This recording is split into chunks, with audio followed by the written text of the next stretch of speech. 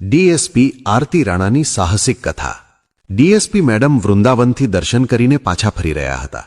રસ્તામાં ધારાસભ્યના ગુંડાઓએ તેમને સામાન્ય મહિલા સમજીને ઉઠાવી લીધા। દોસ્તો, સવારનો સમય હતો। વૃંદાવનની ગલીઓમાં હળવો તડકો ફેલાઈ ચૂક્યો હતો। મંદિરોની ઘંટડીઓનો અવાજ હવામાં ભળેલો હતો અને ચારે બાજુ ભક્તિનો માહોલ હતો। આવા જ માહોલમાં આરતી રાણા બાંકે બિહારીજીના દર્શન કરીને મંદિરની બહાર નીકળ્યા। તેમના ચહેરા પર શાંતિ હતી, મનમાં સુકૂન હતું અને આંખોમાં એક અજીબ ચમક। આજે તેઓ વર્દીમાં નહોતા, ન તો તેમની સાથે કોઈ સરકારી ગાડી હતી, ન સાયરન કે ગાર્ડ। આજે તેઓ ફક્ત એક સામાન્ય શ્રદ્ધાળુ હતા, બિલકુલ સાધારણ। તેમણે હળવા રંગની સુતરાઉ સાડી પહેરેલી હતી, વાળ સાધારણ રીતે બાંધેલા હતા, ચહેરા પર ન કોઈ ઘરેણાં કે ન મેકઅપ, બસ માથા પર હળવું ચંદન। જો કોઈ તેમને જુએ તો એમ જ સમજે કે કોઈ ગામ કે નાના શહેરની સામાન્ય મહિલા છે જે ભગવાનના દર્શન કરીને પોતાના ઘરે પાછી ફરી રહી છે। આરતી રાણા અસલમાં જિલ્લાના ડીએસપી હતા, પરંતુ આ વાત આજે કોઈ જાણતું નહોતું। તેઓ પોતે પણ નહોતા ઈચ્છતા કે કોઈ તેમને ઓળખે। તેઓ અવારનવાર આવું કરતા હતા, ક્યારેક ક્યારેક પોતાની ઓળખ આપ્યા વગર લોકોની વચ્ચે જવું, તેમની સાચી મુશ્કેલીઓને જોવી અને સમજવી એ જ તેમનો રસ્તો હતો। તેમને લાગતું હતું કે વર્દી પહેરીને લોકો સાચું નથી બોલતા, ડરી જાય છે, પરંતુ જ્યારે સામે એક સામાન્ય માણસ હોય ત્યારે દિલ ખુલી જાય છે। આજે પણ તેઓ આ જ વિચાર સાથે વૃંદાવન આવ્યા હતા। તેમણે કોઈને જણાવ્યું નહોતું કે તેઓ દર્શન માટે આવ્યા છે, ન પોલીસ સ્ટેશનને ન સ્ટાફને। બસ મનમાં એક ભાવના હતી કે ભગવાનની સામે માથું નમાવીને થોડી શાંતિ મેળવી લેવાય। દર્શન પછી તેઓ મંદિરની બહાર થોડીવાર ઊભા રહ્યા, પ્રસાદ લીધો, પાણી પીધું અને પછી લોકલ બસ સ્ટેન્ડ તરફ ચાલવા લાગ્યા। રસ્તામાં ફૂલ વેચતી મહિલાઓ હતી, બંગડીઓ વેચતા બાળકો હતા, સાધુ સંતો બેઠા હતા। આરતી બધાને જોતા જઈ રહ્યા હતા। તેમને એ જોઈને સારું લાગ્યું કે અહીં લોકો ભક્તિમાં ડૂબેલા છે, પરંતુ સાથે જ તેમના મનમાં એ સવાલ પણ ઉઠ્યો કે શું આ લોકોની જિંદગી ખરેખર આટલી શાંત છે કે પછી આ શાંતિ ફક્ત મંદિરની અંદર સુધી જ સીમિત છે? આ જ વિચારતા વિચારતા તેઓ બસ સ્ટેન્ડ પહોંચ્યા। બસ બહુ ભરેલી નહોતી, કેટલીક મહિલાઓ હતી, 2-4 વડીલો, કેટલાક મજૂરો અને 2-3 વિદ્યાર્થીઓ। આરતીએ ટિકિટ લીધી અને બારી પાસે બેસી ગયા। બસ ધીમે ધીમે આગળ વધી। રસ્તાની બંને બાજુ ખેતરો, નાના નાના ગામડાઓ અને ક્યાંક ક્યાંક સૂમસામ રસ્તાઓ આવવા લાગ્યા। આરતી બારીની બહાર જોઈ રહ્યા હતા। હવા તેમના ચહેરાને સ્પર્શી રહી હતી। સામાન્ય દિવસોમાં તેઓ ફાઇલો, મીટિંગો અને કેસોમાં ગૂંચવાયેલા રહેતા હતા, પરંતુ આજે થોડી ક્ષણો માટે તેઓ પોતાની એક સામાન્ય માણસની જેમ અનુભવી રહ્યા હતા। તેમને આ અહેસાસ સારો લાગી રહ્યો હતો। બસ જેમ જેમ વૃંદાવનથી દૂર થતી ગઈ, રસ્તો વધુ સૂમસામ થતો ગયો। કેટલીક જગ્યાએ રસ્તો ખરાબ હતો, ક્યાંક ગાઢ વૃક્ષો હતા, ક્યાંક દૂર દૂર સુધી કોઈ વસ્તી દેખાતી નહોતી। બસ એક વળાંક પર ધીમી પડી અને પછી એક જગ્યાએ ઊભી રહી ગઈ। ડ્રાઈવરે કહ્યું કે થોડીવાર રોકાશે, કારણ કે આગળ રસ્તો સાંકડો છે। કેટલાક લોકો નીચે ઉતરી ગયા। આરતી પોતાની સીટ પર જ બેઠા રહ્યા। ત્યારે જ તેમની નજર બહાર ઊભેલા કેટલાક માણસો પર પડી। તે લોકો સાધારણ કપડામાં હતા, પરંતુ તેમની આંખોમાં એક અજીબ ચાલાકી હતી। તેઓ બસને ધ્યાનથી જોઈ રહ્યા હતા, જાણે કોઈની રાહ જોઈ રહ્યા હોય। આરતીએ આ વાત પર બહુ ધ્યાન નથી આપ્યું। તેમણે વિચાર્યું કે કદાચ ગામના લોકો હશે। બસ થોડીવાર પછી આગળ વધી અને થોડે દૂર જઈને ફરી ઊભી રહી ગઈ। આ વખતે ડ્રાઈવરે કહ્યું કે બસ અહીં સુધી જ જશે, આગળ બીજી બસ મળશે। બધા મુસાફરોએ ઉતરવું પડ્યું। આરતી પણ ઉતરી ગયા। સામે એક કાચો રસ્તો હતો અને ચારે બાજુ સન્નાટો। બાકીના લોકો પોતપોતાના રસ્તે ચાલ્યા ગયા, કોઈ પગપાળા તો કોઈ બીજી સવારીની શોધમાં। આરતી રોડ કિનારે ઊભા રહીને આગળ જવા માટે બસ કે કોઈ સાધનની રાહ જોવા લાગ્યા। ત્યારે જ એ જ લોકો જેમને તેમણે પહેલા બસ પાસે જોયા હતા તે તેમની પાસે આવી ગયા। તેમાંથી એકે પૂછ્યું, બહેનજી, ક્યાં જવું છે? આરતીએ સામાન્ય અવાજમાં કહ્યું, આગળના નગર સુધી જવું છે। પેલા માણસે કહ્યું, ત્યાં જવું મુશ્કેલ છે, બસ બહુ મોડી છે, અમે લોકો ત્યાં જ જઈ રહ્યા છીએ, છોડી દઈશું। તેની વાત સાંભળવામાં સામાન્ય લાગતી હતી, પરંતુ આરતીના મનમાં હળવી શંકા જાગી। તેમ છતાં તેમણે પોતાને સાધારણ મહિલાની જેમ જ રાખ્યા। તેમણે વિચાર્યું કે જરૂર કરતાં વધુ ડર બતાવવો ઠીક નથી। તે લોકો તેમને પાસે ઊભેલી ગાડી તરફ લઈ ગયા। જેવા આરતી ગાડી પાસે પહોંચ્યા, અચાનક તેમાંથી એકે ગાડીનો દરવાજો જોરથી ખોલ્યો અને બીજાએ તેમનો હાથ પકડી લીધો। આરતીને સમજતા વાર ન લાગી કે કંઈક ખોટું છે। તેમણે હાથ છોડાવવાની કોશિશ કરી, પણ સંખ્યા વધારે હતી. કોઈએ તેમનું મોઢું દબાવવાની કોશિશ કરી, કોઈએ ઝડપથી ગાડીમાં ધકેલી દીધા. ગાડીનો દરવાજો બંધ થયો અને ગાડી તેજ રફતારથી આગળ વધી ગઈ. આરતીના હૃદયના ધબકારા વધી ગયા હતા, પરંતુ તેમના ચહેરા પર ડર નહોતો. અંદરથી તેમનું મગજ પૂરી રીતે જાગી ગયું હતું. તેમને સમજાઈ ગયું હતું કે આ કોઈ સાધારણ લોકો નથી, આ કોઈ આયોજિત કૃત્ય છે. તેમણે પોતાને શાંત રાખ્યા. તેમણે વિચાર્યું કે અત્યારે ગભરાવું નકામું છે. સૌથી જરૂરી છે હાલતને સમજવી અને સાચા સમયની રાહ જોવી. ગાડી તેજીથી આગળ વધી રહી હતી. અંદર ગુંગળામણ ભર્યો સન્નાટો હતો. ડીએસપી આરતી રાણા પાછળની સીટ પર બેઠા હતા. તેમની બંને બાજુ બે માણસો બેઠા હતા અને સામે ડ્રાઈવરની બાજુમાં એક બીજો માણસ. ગાડીના કાચ કાળા હતા. બહાર કંઈ સાફ દેખાતું નહોતું. આરતીએ પોતાને શાંત રાખ્યા. તેમના હાથ ધ્રુજતા નહોતા, અવાજ પણ ડગમગ્યો નહોતો. તેમને ખબર હતી કે ડર બતાવવો આ લોકોને વધુ તાકાત આપશે. થોડીવાર સુધી કોઈ કંઈ બોલ્યો નહીં. પછી સામે બેઠેલા માણસે અરીસામાં જોઈને કહ્યું, ચૂપચાપ બેસી રહેજો, વધારે ચાલાકી કરવાની જરૂર નથી. તેનો અવાજ રૂઆબદાર હતો, જાણે તે રોજ આવા કામ કરતો હોય. આરતીએ માથું હલાવીને હા પાડી, જાણે તે ડરી ગયા હોય. અંદરથી તેમનું મગજ દરેક નાની વાત નોંધી રહ્યું હતું. કોણ ક્યાં બેઠું છે, કોનો અવાજ કેવો છે, ગાડી કઈ દિશામાં જઈ રહી છે, રસ્તો કાચો છે કે પાક્કો, કેટલા વળાંક આવ્યા, આ બધી વાતો તેઓ મનમાં ને મનમાં ગણી રહ્યા હતા. થોડીવાર પછી ગાડી એક મોટા લોખંડના ગેટ સામે ઊભી રહી. ગેટની બહાર બે માણસો ઊભા હતા. ગાડી ઊભી રહેતા જ તેમણે ઝડપથી ગેટ ખોલ્યો અને ગાડી અંદર ગઈ. ગેટ બંધ થતાં જ અંદર અજીબ સન્નાટો છવાઈ ગયો. ચારે બાજુ ઊંચી દિવાલો હતી. અંદર કેટલાક જૂના રૂમ, એક મોટું આંગણું અને એક બાજુ ઊભેલી એક જૂની ટ્રક દેખાતી હતી. આરતીને ગાડીમાંથી ઉતારવામાં આવ્યા. એક માણસે તેમનો હાથ પકડીને ખેંચ્યો, પરંતુ આરતીએ વિરોધ કર્યા વગર તેની સાથે ચાલવું વધુ સારું સમજ્યું. તેમને એક રૂમમાં લઈ જવામાં આવ્યા. રૂમ સાફ તો નહોતો, પણ એવો પણ નહોતો કે કોઈ સુમસામ ખંડેર હોય. એનો અર્થ સાફ હતો કે અહીં રોજ અવરજવર રહે છે. રૂમમાં એક તૂટેલી ખુરશી, એક મેજ અને ખૂણામાં પડેલું ગાદલું હતું. એક માણસે દરવાજો બહારથી બંધ કરી દીધો. તાળું મારવાનો અવાજ સાફ સંભળાયો. આરતી હવે એકલા હતા. થોડીવાર સુધી તેઓ ચૂપચાપ ઊભા રહ્યા. પછી ધીમેથી ગાદલા પર બેસી ગયા. તેમના ચહેરા પર ડરનો અભિનય હતો, પણ આંખોમાં પૂરો હોશ. થોડીવાર પછી દરવાજો ખુલ્યો અને એ જ માણસ અંદર આવ્યો જે પહેલા સવાલ કરી રહ્યો હતો. તેના હાથમાં મોબાઈલ હતો. તેણે પૂછ્યું, નામ શું છે? આરતીએ ધીમા અવાજમાં કહ્યું, આરતી. તેણે પૂછ્યું, ક્યાં રહો છો? આરતીએ જવાબ આપ્યો, પાસેના શહેરમાં. માણસે હસતા હસતા કહ્યું, બહુ સરસ, અહીં રહેશો તો ગામની હવા લાગી જશે. થોડીવાર પછી બીજા બે માણસો અંદર આવ્યા.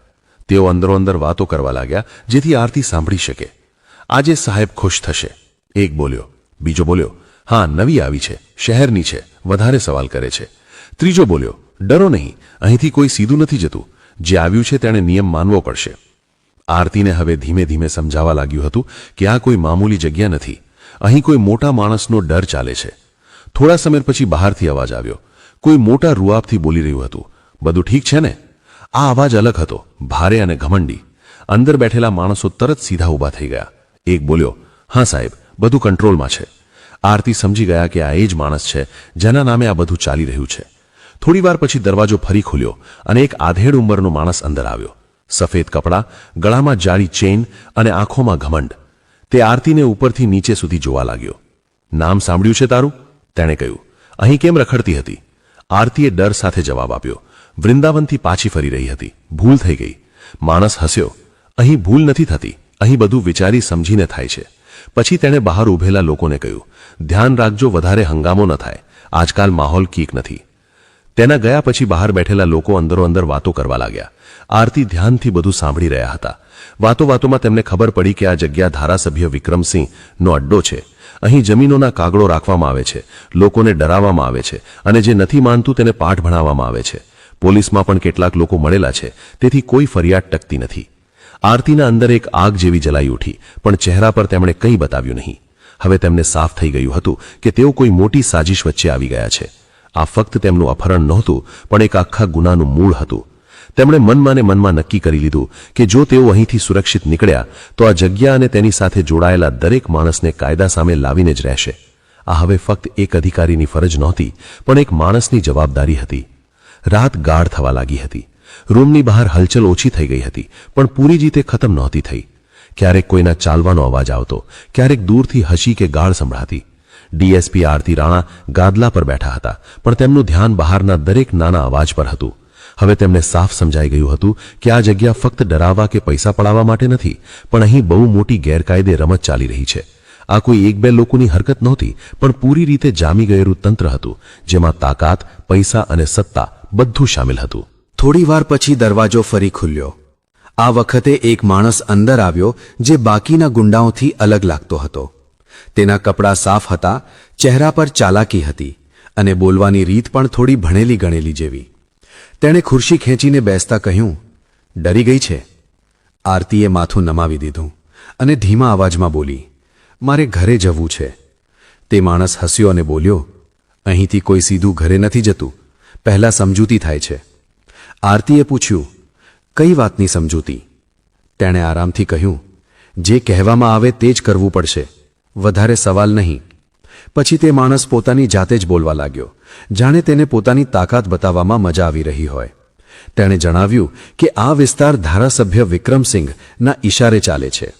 અહીં જે જમીન દેખાય છે તે અસલમાં ગરીબ ખેડૂતોની હતી, પરંતુ ડર અને નકલી કાગળોથી બધી છીનવી લેવામાં આવી છે.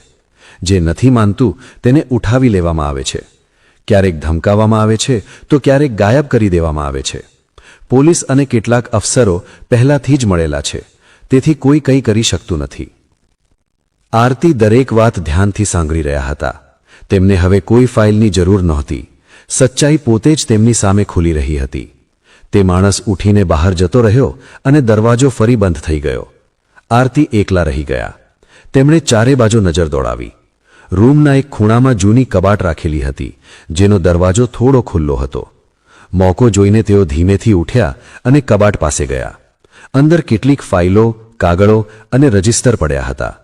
પ્રકાશ ઓછો હતો, પણ જે દેખાઈ રહ્યું હતું તે કાફી હતું. જમીનના નકશા, નામ બદલાયેલા કાગળો, અંગૂઠાના નિશાન અને કેટલાક ખાલી સ્ટેમ્પ પેપર. આરતીની શંકા હવે ખાતરીમાં બદલાઈ ગઈ હતી. આ આખી રમત જમીન લૂંટવાની હતી. તેમણે તરત જ પોતાના મગજમાં યોજના બનાવવાની શરૂ કરી દીધી. તેમને ખબર હતી કે અત્યારે ઓળખ બતાવવી યોગ્ય નથી. જો તેઓ પોતાને ડીએસપી જણાવે તો કદાચ તેમને મારી નાખવામાં આવે અથવા પુરાવા મિટાવી દેવામાં આવે. તેથી તેમને ચૂપચાપ બધું જોવાનું અને સમજવાનું હતું. થોડીવાર પછી બહારથી અવાજ આવ્યો. બે લોકો અંદરો-અંદર વાત કરી રહ્યા હતા. કાલે સવારે સાહેબ આવશે, એક બોલ્યો. બીજો બોલ્યો, હા, ત્યારે આ સ્ત્રીનો નિર્ણય થશે. આ સાંભળીને આરતીને સમજાઈ ગયું કે સમય બહુ ઓછો છે. રાતના છેલ્લા પ્રહરમાં અચાનક બહાર શોર થયો. કોઈએ કહ્યું, પોલીસની ગાડી દેખાય છે. બીજાએ જવાબ આપ્યો, ગભરાશો નહીં, પોતાની જ છે. આ વાત આરતી માટે બહુ મહત્વની હતી.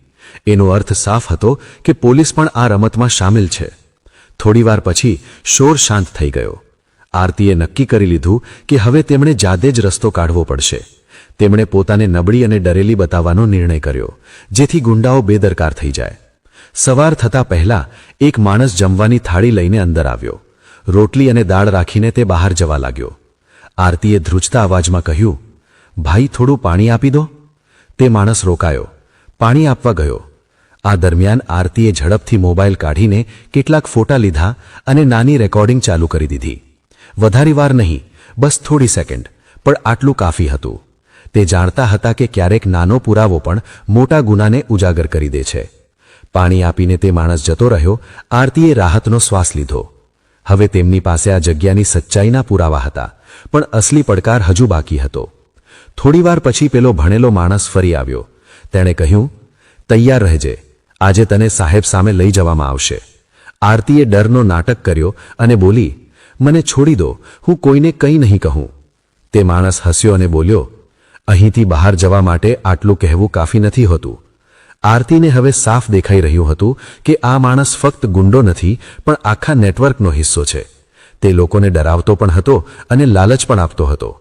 આરતીએ મનમાં નક્કી કરી લીધું કે તે એની એક એક વાત ધ્યાનથી સાંભળશે અને તેને જ તેની વિરુદ્ધ વાપરશે. તેમને હવે એ પણ સમજાઈ ગયું હતું કે ધારાસભ્ય પોતે સામે ઓછો આવે છે, પણ તેના નામનો ડર દરેક જગ્યાએ ચાલે છે. જ્યારે તેમને બહાર લઈ જવામાં આવ્યા તો આંગણામાં ઊભા રહીને ડીએસપી આરતી રાણાએ ચારે બાજુ નજર દોડાવી.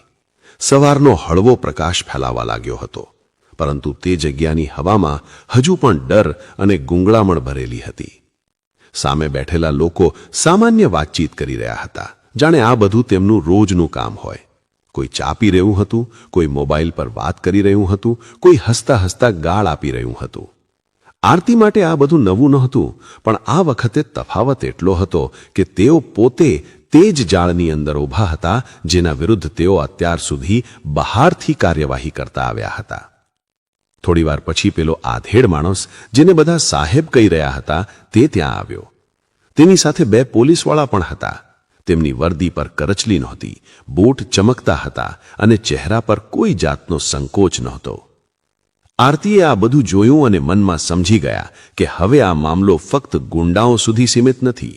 આ સત્તા, પોલીસ અને ગુનાની મિલીભગતની રમત છે. સાહેબે એક નજર આરતી પર નાખી અને કહ્યું, વધારે વાર નહીં રાખીએ, આને કામ પતાવો. તેના બોલવાનો અંદાજ એવો હતો જાણે તે કોઈ માણસની નહીં પણ કોઈ સામાનની વાત કરી રહ્યો હોય. આરતીને ફરીથી તે જ રૂમમાં લઈ જવામાં આવ્યા, પરંતુ આ વખતે દરવાજો પૂરી રીતે બંધ કરવામાં આવ્યો નહીં. બહાર 2 માણસો બેઠા હતા. કદાચ તેમને લાગતું હતું કે હવે આ સ્ત્રી ક્યાંય ભાગી શકશે નહીં. આ જે મોકો હતો જેની રાહ આરતી જોઈ રહ્યા હતા. તેમણે પોતાને થાકેલી અને તૂટી ગયેલી બતાવી, માથું નમાવી દીધું, આંખો બંધ કરી લીધી, જાણે તેમને હવે કોઈ વાતની પરવા નથી. બહાર બેઠેલા લોકો પણ ધીમે ધીમે ઢીલા પડવા લાગ્યા. તેમાંથી એક બોલ્યો, આ તો ડરી ગઈ લાગે છે.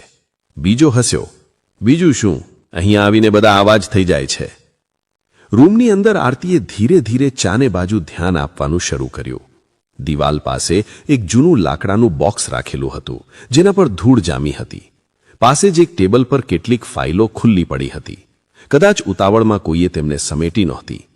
આરતીએ બહુ સાવચેતીથી બોક્સ તરફ ડગ માંડ્યા. દરેક અવાજ પર તેમના હૃદયના ધબકારા વધી જતા હતા, પણ ચહેરા પર કોઈ હલચલ નહોતી. તેમણે બોક્સ ખોલ્યું. અંદર કેટલાક કાગળો, એક જૂની ડાયરી અને કેટલાક ફોટા પડ્યા હતા. ડાયરીના પાના પલટતા જ તેમને કેટલાય નામ દેખાયા, તારીખો દેખાઈ અને રકમ લખેલી હતી. આ સાફ સાફ હિસાબ હતો કે કોણ કેટલા પૈસા આપે છે અને કોને પહોંચાડવામાં આવે છે. આરતીએ ઝડપથી પોતાના દુપટ્ટા નીચે છુપાવેલા નાના કેમેરાને ચાલુ કર્યો અને તે પાનાઓના ફોટા પાડવા લાગ્યા. તેમણે ડાયરીના કેટલાક ભાગો રેકોર્ડ પણ કર્યા. તેમના હાથ તેજીથી કામ કરી રહ્યા હતા, પણ મગજ પૂરી રીતે શાંત હતું. તેમને ખબર હતી કે એક પણ ભૂલ જીવલેણ સાબિત થઈ શકે છે. ત્યારે જ બહાર કોઈના ખાંસવાનો અવાજ આવ્યો. આરતી તરત પાછળ હટી ગયા અને ફરીથી ગાદલા પર બેસી ગયા, જાણે કંઈ થયું જ ન હોય. થોડીવાર પછી એક માણસે અંદર ડોક્યું કરીને કહ્યું, ઠીક છે ને? આરતીએ માથું હલાવ્યું અને નબળા અવાજમાં કહ્યું, પાણી? તે માણસ બબડતો જતો રહ્યો. આરતીએ રાહતનો શ્વાસ લીધો. હવે તેમની પાસે ફક્ત અંદાજો નહોતા, નક્કર પુરાવા હતા. ડાયરી, કાગળ અને માહોલ બધું જ આ વાતની ગવાહી આપી રહ્યું હતું કે અહીં આખું ગેરકાયદેસર તંત્ર ચાલી રહ્યું છે. બપોર થતા થતા બહાર હલચલ વધવા લાગી.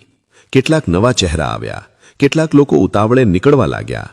આરતીએ વાતચીતથી સમજી લીધું કે કોઈ સોદાની તૈયારી ચાલી રહી છે.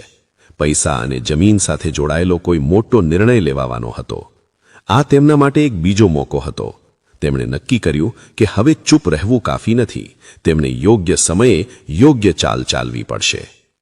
સાંજના સમયે તેમને ફરીથી બહાર લાવવામાં આવ્યા. આ વખતે માહોલ થોડો બદલાયેલો હતો. બધા લોકો સતર્ક દેખાતા હતા. સાહેબે કહ્યું, આજે આને ક્યાંક બીજે લઈ જવાની છે. આરતી સમજી ગયા કે કદાચ હવે તેમને અહીંથી ખસેડવામાં આવી રહ્યા છે, જેથી કોઈ સુરાગ ન બચે. આ સાંભળીને તેમના અંદર હળવી બેચેની થઈ, પરંતુ તેમણે પોતાને સંભાળી રાખ્યા. તેમણે વિચાર્યું કે જો અહીંથી નીકળી ગયા તો કદાચ ફરી ક્યારેય આટલા અંદર સુધી ઘૂસવાનો મોકો ન મળે. ગાડીની તૈયારી થવા લાગી. ત્યારે જ આરતીએ અચાનક ગભરાયેલા અવાજમાં કહ્યું, મને બહુ ડર લાગે છે. મને કંઈ કરશું નહીં, હું બધું માની લઈશ. તેમની આ વાત સાંભળીને કેટલાક લોકો હસી પડ્યા.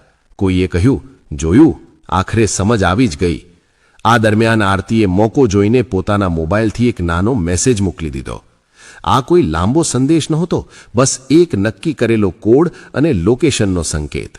આ એ જ કોડ હતો જે તેમણે પોતાના ભરોસાપાત્ર વરિષ્ઠ અધિકારીને પહેલાથી જ શીખવી રાખ્યો હતો. જો આ મેસેજ પહોંચી ગયો તો મદદ જરૂર આવશે. મેસેજ મોકલતા જ આરતીએ ફોન ફરીથી છુપાવી દીધો. તેમનું હૃદય જોરથી ધબકી રહ્યું હતું, પણ ચહેરા પર હજુ પણ પેલો લાચારીનો નકાબ હતો. ગાડી સ્ટાર્ટ થઈ અને બહાર નીકળવા લાગી. આરતી બારીમાંથી બહાર જોઈ રહ્યા હતા. તેમને ખબર નહોતી કે આગળ શું થશે, પણ તેમને પૂરો વિશ્વાસ હતો કે હવે આ રમત વધારે વાર નહીં ચાલે. તેમણે જે જોયું, જે સાંભળ્યું અને જે રેકોર્ડ કર્યું હતું તે આ આખા અંધકારમય સામ્રાજ્યને તોડવા માટે કાફી હતું. હવે બસ યોગ્ય સમયની રાહ હતી અને આરતી રાણા રાહ જોવાનું જાણતા હતા. ગાડી તેજીથી આગળ વધી રહી હતી. રસ્તો હવે શહેર તરફ નહોતો જઈ રહ્યો, એ સાફ થઈ ચૂક્યું હતું. રસ્તો પાતળો થતો જતો હતો. આસપાસ ઝાડીઓ અને ખાલી જમીન હતી. આ એ જ વિસ્તાર હતો જ્યાં અવારનવાર કોઈ અવાજ પહોંચતો નથી અને જે થાય છે તે દબાવી દેવામાં આવે છે. આરતી સમજી ગયા હતા કે આ લોકો પુરાવા મિટાવવા અથવા તેમને ક્યાંક બીજે છુપાવવાની તૈયારીમાં છે. આ જે વળાંક હતો જ્યાં એક નાની ભૂલ બધું ખત્મ કરી શકતી હતી. ગાડી અચાનક ઊભી રહી. સામે એક જૂનું ફાર્મ હાઉસ હતું. ચારે બાજુ ઊંચી દિવાલ અને અંદર પીપળાનું મોટું ઝાડ. અહીં માહોલ પહેલાવાળી જગ્યા કરતાં પણ વધુ ખતરનાક લાગતો હતો. ગાડીમાંથી ઉતરતા જ આરતીને ચારે બાજુથી ઘેરી લેવામાં આવ્યા. એક માણસ બોલ્યો, હવે વધારે નાટક નહીં, અંદર ચલ. આરતી વિરોધ કર્યા વગર આગળ વધ્યા. તેઓ જાણતા હતા કે અત્યારે વિરોધનો અર્થ સીધી મુસીબતને નોતરવી. તેમને અંદર એક રૂમમાં બેસાડવામાં આવ્યા. આ રૂમ પહેલા કરતાં અલગ હતો. વધારે સાફ પણ વધારે સુમસામ. દરવાજો બંધ થયો અને બહાર પહેરો લાગી ગયો. થોડી વાર પછી દરવાજો ખુલ્યો. આ વખતે ખુદ ધારાસભ્ય વિક્રમસિંહ ઊભો હતો. તેના ચહેરા પર એ જ ઘમંડ, એ જ સત્તાનો નશો. તેણે ખુરશી ખેંચીને આરતી સામે બેસતા કહ્યો, બહુ રખડતી હતી તું, વધારે સમજદાર બની રહી હતી. આરતીએ ડર સાથે માથું નમાવી દીધું. ધારાસભ્યએ આગળ કહ્યું, તારા જેવી સ્ત્રીઓ અવારનવાર રસ્તામાં મળી જાય છે, પણ કેટલીક વધારે બોલવા લાગે છે. તેથી જરૂરી થઈ જાય છે કે તેમને સમજાવવામાં આવે. તેના અવાજમાં ઠંડક હતી, જાણે આ બધું તેના માટે મામૂલી કામ હોય. આરતીએ ધ્રુજતા અવાજમાં કહ્યું, મારાથી ભૂલ થઈ ગઈ, મને છોડી દો. ધારાસભ્ય હસ્યો અને બોલ્યો, છોડવું કે ના છોડવું એ અમે નક્કી કરીએ છીએ. પછી તેણે બહાર ઊભેલા લોકોને કહ્યું, ધ્યાન રાખજો, કોઈ ગડબડ ન થાય. તેના જતાં જ રૂમમાં ફરી સન્નાટો છવાઈ ગયો. આરતીનું હૃદય તેજ ધબકી રહ્યું હતું, પણ હવે તેમની ધીરજ વધુ મજબૂત બની ચૂકી હતી. તેમને ખબર હતી કે તેમનો મોકલેલો કોડ હવે સાચા હાથો સુધી પહોંચી ગયો હશે. કરીબ 1 કલાક પછી બહાર અચાનક હલચલ વધી ગઈ. કોઈએ તેજ અવાજમાં કહ્યું, ગાડી આવી રહી છે. કોઈ બીજાએ પૂછ્યું, કઈ? જવાબ આવ્યો, સરકારી. આ શબ્દ સાંભળતા જ પહેરા પર ઊભેલા લોકોના ચહેરા બદલાઈ ગયા. આરતીએ પહેલીવાર રાહતનો હળવો શ્વાસ લીધો, પણ હજુ પણ તેમણે પોતાને સંભાળી રાખ્યા. કેટલીક જ મિનિટોમાં બહાર સાયરનનો અવાજ ગૂંજવા લાગ્યો. આ કોઈ સામાન્ય સાયરન નહોતો. આ એ જ અવાજ હતો જેને આરતી સારી રીતે ઓળખતા હતા. દરવાજો જોરથી ખુલ્યો. અંદર હથિયારબંધ પોલીસ કર્મીઓ ઘૂસી આવ્યા. હાથ ઉપર કરો, એક કડક અવાજ ગુંજ્યો. પહેરેદારો ગભરાઈ ગયા. કોઈને સમજાતું નહોતું કે આ બધું આટલી ઝડપથી કેવી રીતે થઈ ગયું. ત્યારે જ પાછળથી એક વરિષ્ઠ અધિકારી અંદર આવ્યા. તેમણે આરતી તરફ જોયું. આરતી ઊભા થયા, સીધા ટટ્ટાર થયા અને પહેલીવાર પોતાના અસલી અવાજમાં બોલ્યા, હું ડીએસપી આરતી રાણા છું. આ સાંભળતા જ રૂમમાં હાજર દરેક માણસના ચહેરાનો રંગ ઉડી ગયો. બહાર આખા ફાર્મ હાઉસને પોલીસે ઘેરી લીધું હતું. ધારાસભ્ય વિક્રમસિંહની ત્યાંથી જ ધરપકડ કરવામાં આવી. તેના ચહેરા પરથી બધો રૂઆબ ગાયબ થઈ ચૂક્યો હતો. તે બૂમો પાડવાની કોશિશ કરી રહ્યો હતો, પણ હવે તેની આંખોમાં ડર હતો. તેની સાથે રહેલા ગુંડાઓને જમીન પર સુવડાવીને હથકડી પહેરાવવામાં આવી રહી હતી. પોલીસ દરેક રૂમની તલાશી લઈ રહી હતી. ફાઇલો, ડાયરી, રોકડ અને હથિયારો બધું મળી રહ્યું હતું. આરતીને બહાર લાવવામાં આવ્યા. ત્યાં મીડિયાની ગાડીઓ પણ પહોંચી ચૂકી હતી. કેમેરા ચાલુ હતા. લોકોને હવે સમજાવવા લાગ્યું હતું કે આ કોઈ સાધારણ રેડ નથી. આરતીએ પોતાના વરિષ્ઠ અધિકારીને આખા મામલાની જાણકારી આપી. તેમણે જણાવ્યું કે કેવી રીતે તેમનું અપહરણ કરીને અહીં લાવવામાં આવ્યા, કેવી રીતે તેમણે પુરાવા ભેગા કર્યા અને આખું નેટવર્ક કેવી રીતે કામ કરી રહ્યું હતું. દરેક વાત રેકોર્ડ થઈ રહી હતી. થોડીવાર પછી ધારાસભ્યને પોલીસ જીપમાં બેસાડવામાં આવ્યો. જતા જતા તેણે આરતી તરફ જોયું, પણ હવે તેની આંખોમાં ન ધમકી હતી ન ઘમંડ, ફક્ત હાર હતી. આરતીએ તેને શાંત નજરોથી જોયો. તેમના માટે આ જીત કોઈ બદલાની નહોતી, આ ન્યાયની શરૂઆત હતી.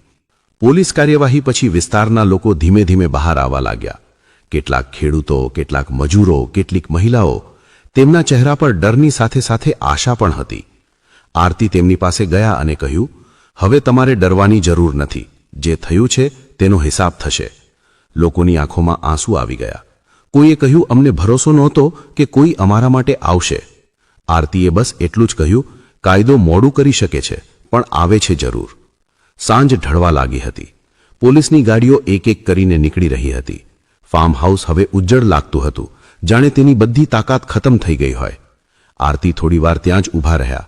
તેમના મનમાં થાક હતો, પણ તેનાથી વધુ સંતોષ. આ લડાઈ હજુ પૂરી રીતે ખતમ થઈ નહોતી, પણ સૌથી મોટો વળાંક આવી ચૂક્યો હતો. હવે આગલું પગલું હતું આખા સિસ્ટમની સફાઈ, અને આરતી આના માટે પૂરી રીતે તૈયાર હતા. ફાર્મ હાઉસની કાર્યવાહી પછી આખો વિસ્તાર જાણે અચાનક જાગી ગયો હતો. જ્યાં ગઈકાલ સુધી ડરના માર્યા લોકો બારીઓ બંધ કરી દેતા હતા, ત્યાં હવે પોલીસની હાજરીમાં લોકો ધીમે ધીમે બહાર નીકળવા લાગ્યા હતા. ડીએસપી આરતી રાણાને ત્યાંના જ પાસના પોલીસ સ્ટેશનમાં લઈ જવામાં આવ્યા. પણ આ વખતે તેઓ કોઈ આરોપીની જેમ નહીં, પણ એ અધિકારીની જેમ પહોંચ્યા જેમના એક નિર્ણયે આખા વિસ્તારની હવા બદલી નાખી હતી. સ્ટેશનની બહાર ઊભેલા લોકો તેમને ઓળખી શક્યા નહોતા, પણ પોલીસકર્મીઓની બદલાયેલી ભાષા અને સલામીએ બધું સાફ કરી દીધું હતું કે આજે કંઈક મોટું થયું છે. આરતીએ સ્ટેશનમાં બેસતા જ સૌથી પહેલો આદેશ આપ્યો કે ધારાસભ્ય વિક્રમસિંહ સાથે જોડાયેલો દરેક કેસ, દરેક ફરિયાદ અને દરેક જૂની ફાઇલ ફરીથી ખોલવામાં આવે. કોઈ પણ મામલો દબાયેલો રહેવો જોઈએ નહીં. તેમણે સાફ કહ્યું કે આજથી આ વિસ્તારમાં કોઈનું નામ નહીં ચાલે, ફક્ત કાયદો ચાલશે. તેમના શબ્દોમાં ગુસ્સો નહોતો, પણ એક એવી સખ્તી હતી જેને કોઈ નજરઅંદાજ કરી શકે તેમ નહોતું. જે પોલીસવાળાના નામ ફાઇલોમાં આવ્યા હતા તેમના ચહેરા ઉતરી ગયા હતા. તેમને હવે સમજાઈ ગયું હતું કે આ મામલો દબાશે નહીં. તે જ દિવસે સાંજ સુધીમાં કેટલીય ધરપકડો થઈ ચૂકી હતી. જે લોકો ગઈકાલ સુધી પોતાને તાકતવર સમજતા હતા, આજે હથકડીઓમાં માથું નમાવીને બેઠા હતા. આરતી દરેક નિવેદન ધ્યાનથી સાંભળી રહ્યા હતા, દરેક કાગળ જાતે જોઈ રહ્યા હતા. બીજા દિવસે ગામમાં એક ખુલ્લી બેઠક રાખવામાં આવી. આ એ જ ગામ હતું જ્યાં લોકો બોલતા ડરતા હતા. આજે પહેલીવાર ચોપાલ પર ભીડ જમા હતી. ડીએસપી આરતી રાણા સાદા પણ વ્યવસ્થિત કપડામાં ત્યાં પહોંચ્યા. ન કોઈ દેખાડો, ન ભાષણની તૈયારી, બસ સીધી વાત. તેમણે કહ્યું કે આજે તેઓ કોઈ અફસરની જેમ નહીં, પણ એક માણસની જેમ તમારી સાથે વાત કરવા આવ્યા છે. ધીમે ધીમે લોકો બોલવા લાગ્યા. કોઈએ જણાવ્યું કે તેની જમીન કેવી રીતે છીનવવામાં આવી. કોઈએ જણાવ્યું કે તેના પુત્રને કેવી રીતે ધમકાવવામાં આવ્યો. આરતી બધું સાંભળતા રહ્યા. બેઠક પછી તરત કાર્યવાહી શરૂ થઈ. જે જમીનો પર ખોટી રીતે કબજો કરવામાં આવ્યો હતો તેમની માપણી ફરી શરૂ થઈ. ખેડૂતોને ભરોસો આપવામાં આવ્યો કે તેમની જમીન તેમને પાછી મળશે. આ કામ એક દિવસમાં થઈ શકે તેમ નહોતું, પણ પહેલીવાર લોકોને લાગ્યું કે હવે ખરેખર કંઈક બદલાશે. આ બાજુ ધારાસભ્ય વિક્રમસિંહને જેલ મોકલી દેવામાં આવ્યો હતો. તેનો રુતબો, તેની પહોંચ બધું નકામું થઈ ગયું હતું. જે લોકો ગઈકાલ સુધી તેનું નામ લઈને ધ્રુજતા હતા, આજે એ જ નામ બોલીને ગુસ્સો કાઢી રહ્યા હતા. થોડા દિવસો પછી જ્યારે હાલત થોડી શાંત થઈ, આરતી ફરી એ જ રસ્તેથી પસાર થયા જ્યાંથી તેમની આ સાદી યાત્રા શરૂ થઈ હતી. આ વખતે માહોલ બદલાયેલો હતો. લોકો તેમને જોઈને માથું નમાવવા લાગ્યા. કેટલાકની આંખોમાં આભાર હતો. આરતીએ બધાને રોકતા કહ્યું કે તેઓ કોઈ અહેસાન કરવા આવ્યા નહોતા. તેમણે બસ એ જ કર્યું જે તેમની ફરજ હતી. સાંજ જ્યારે આરતી એકલા બેઠા તો તેમને વૃંદાવનની એ સવાર યાદ આવી. શાંત દર્શન, સાધારણ કપડાં અને એક સામાન્ય યાત્રા. જો તે દિવસે તેઓ વર્દીમાં હોત તો કદાચ આ બધું ક્યારેય સામે ન આવ્યું હોત. તેમને સમજાઈ ગયું કે ક્યારેક સચ્ચાઈ સુધી પહોંચવા માટે પદ નહીં, પણ માણસ બનીને ચાલવું પડે છે. આ બાજુ ધારાસભ્ય વિક્રમસિંહની ધરપકડ અને જમીન કૌભાંડના પર્દાફાશ પછી વાર્તા અહીં અટકતી નથી. જેલના સળિયા પાછળ ગયા પછી પણ વિક્રમસિંહ શાંત બેસે તેવો નહોતો. તેણે જેલની અંદરથી જ પોતાના બાકી રહેલા ગુંડાઓને સક્રિય કર્યા અને આરતી રાણાના રસ્તામાં નવા અવરોધો ઊભા કરવાનું શરૂ કર્યું. જેલમાં હોવા છતાં વિક્રમસિંહના સંપર્કો ઉચ્ચ સ્તરે હતા. તેણે હાઈકોર્ટમાં મોટા વકીલોની ફોજ ઊભી કરી દીધી અને બીજી તરફ આરતી રાણા પર રાજકીય દબાણ વધારવાનું શરૂ કર્યું. આરતીના વરિષ્ઠ અધિકારીઓ પર ફોન આવવા લાગ્યા કે આ મામલો બહુ ખેંચવાની જરૂર નથી, ધરપકડ થઈ ગઈ એટલે ઘણું છે. પણ આરતી જાણતા હતા કે જો અત્યારે તપાસ ઢીલી મૂકી તો આ ગુનેગારો ફરીથી બહાર આવીને નિર્દોષોને હેરાન કરશે. એક રાત્રે જ્યારે આરતી પોતાના ઘરે પાછા ફરી રહ્યા હતા ત્યારે એક કાળી ગાડીએ તેમનો પીછો કર્યો. સાંકડી ગલીમાં ગાડીએ તેમનો રસ્તો રોક્યો. ગાડીમાંથી 3 માણસો ઉતર્યા. તેમાંથી એકે કહ્યું, મેડમ, ધારાસભ્ય સાથે દુશ્મની મોંઘી પડશે. હજુ પણ સમય છે. કેસ નબળો પાડી દો તો તમારું પ્રમોશન પાક્કું છે, નહીં તો? આરતીએ સ્મિત કર્યું અને શાંતિથી પૂછ્યું, નહીં તો શું? પેલા ગુંડાએ હથિયાર બતાવવાની કોશિશ કરી, પણ આરતીએ વીજળીની ઝડપે તેનો હાથ મરોડ્યો અને તેને જમીન પર પટકી દીધો. બાકીના 2 ગુંડાઓ કંઈ સમજે તે પહેલા આરતીએ પોતાની સર્વિસ રિવોલ્વર કાઢી લીધી. તેમણે કડક અવાજમાં કહ્યું, વિક્રમસિંહને કહી દેજો કે આરતી રાણા વેચાતી નથી અને ડરતી પણ નથી. આ ગુંડાગીરી તમારા જૂના અડ્ડા પર ચાલતી હશે, મારી સામે નહીં. તેમણે ત્રણેયની ધરપકડ કરાવી અને આ હુમલાને પણ કેસમાં એક નવો પુરાવો બનાવ્યો. ખેડૂતોનો સાથ અને પુરાવાઓની શોધ. આરતીએ જોયું કે ઘણા ખેડૂતો હજુ પણ કોર્ટમાં જુબાની આપતા ડરે છે. તેમણે ફરીથી ગામની મુલાકાત લીધી. આ વખતે તેમણે કોઈ ઓફિસરની જેમ નહીં પણ તેમના ઘરના સદસ્યની જેમ વાત કરી. તેમણે વૃદ્ધ ખેડૂત જેઠાભાઈના ઘરે જઈને તેમની સાથે જમીન પર બેસીને ભોજન લીધું. આ જોઈને ગામ લોકોનો ડર વિશ્વાસમાં બદલાઈ ગયો. જેઠાભાઈએ કહ્યું, દીકરી, જો તું અમારા માટે લડવા તૈયાર હોય તો અમે પણ પાછા નહીં હટીએ. ખેડૂતોએ આરતીને એક એવી જગ્યા વિશે જણાવ્યું જ્યાં વિક્રમસિંહના માણસો જમીનના અસલી દસ્તાવેજો સળગાવી દેતા હતા. આરતીએ તે રાખ એશમાંથી પણ ફોરેન્સિક પુરાવા ભેગા કર્યા અને કેટલાક અર્ધ સળગેલા કાગળો શોધી કાઢ્યા જે કોર્ટમાં સૌથી મોટો પુરાવો સાબિત થયા. કેસ કોર્ટમાં પહોંચ્યો. વિક્રમસિંહના વકીલે દલીલ કરી કે આરતી રાણાએ અંગત અદાવતને કારણે ધારાસભ્યને ફસાવ્યા છે અને જે વિડીયો રેકોર્ડિંગ છે તે નકલી છે. માહોલ તણાવપૂર્ણ હતો. ત્યારે જ આરતીએ કોર્ટમાં એવો પુરાવો રજૂ કર્યો જેની કોઈને કલ્પના નહોતી. તેમણે એ જ પોલીસવાળાને સાક્ષી તરીકે ઊભો કર્યો જે ધારાસભ્યનો ખાસ હતો. આરતીએ તેને પ્રેમ અને કાયદાની સમજ આપીને પોતાની તરફ કરી લીધો હતો. તે પોલીસવાળાએ કબૂલ્યું કે કેવી રીતે વિક્રમસિંહ પોલીસ તંત્રનો દુરુપયોગ કરતો હતો. આ જુબાનીએ કેસની કાયાપલટ કરી નાખી. જજ સાહેબે પોતાનો ચુકાદો સંભળાવ્યો. વિક્રમસિંહને આજીવન કેદની સજા અને તેની તમામ ગેરકાયદે સંપત્તિ જપ્ત કરીને ખેડૂતોને પાછી સોંપવાનો આદેશ આપ્યો. કોર્ટરૂમમાં તાળીઓનો ગડગડાટ ગુંજી ઉઠ્યો. વિક્રમસિંહને જેલની ગાડીમાં લઈ જવામાં આવી રહ્યો હતો ત્યારે તેની નજર આરતી પર પડી. આરતીએ ફક્ત એટલું જ કહ્યું, મેં તમને પહેલા જ કહ્યું હતું, કાયદો મોડો આવી શકે છે પણ આવે છે જરૂર. થોડા સમય પછી વૃંદાવન અને આસપાસના ગામોમાં જમીન પાછી મળવાની ખુશીમાં ઉત્સવ જેવો માહોલ હતો. જે ખેડૂતો પહેલા દેવામાં ડૂબેલા હતા તેઓ હવે ગર્વથી ખેતી કરી રહ્યા હતા. આરતી રાણાની બદલી બીજા જિલ્લામાં થઈ ગઈ પણ જતી વખતે તેમણે જોયું કે ગામના પાદરે તેમની એક મૂર્તિ નહીં પણ એક ન્યાયસ્તંભ બનાવવામાં આવ્યો હતો જેના પર લખ્યું હતું, ન્યાય પદથી નહીં પણ નીતિથી મળે છે. આરતી રાણા વૃંદાવન છોડીને નીકળ્યા ત્યારે તેમના ચહેરા પર એ જ શાંતિ હતી જે તેમણે પહેલા દિવસે બાંકે બિહારીના દર્શન વખતે અનુભવી હતી. તેમણે પોતાની ડાયરીમાં છેલ્લે એક વાક્ય લખ્યું, વર્દી માત્ર એક કાપડ નથી, એક કરોડો લોકોનો વિશ્વાસ છે અને એ વિશ્વાસ ક્યારેય તૂટવો ન જોઈએ. દોસ્તો, આ પૂરી વાર્તાનો સાર એ જ છે કે સાચું પરિવર્તન તાકાત, પદ કે દેખાડાથી નથી આવતું પણ સાચી નિયત, સાહસ અને વિવેકથી આવે છે.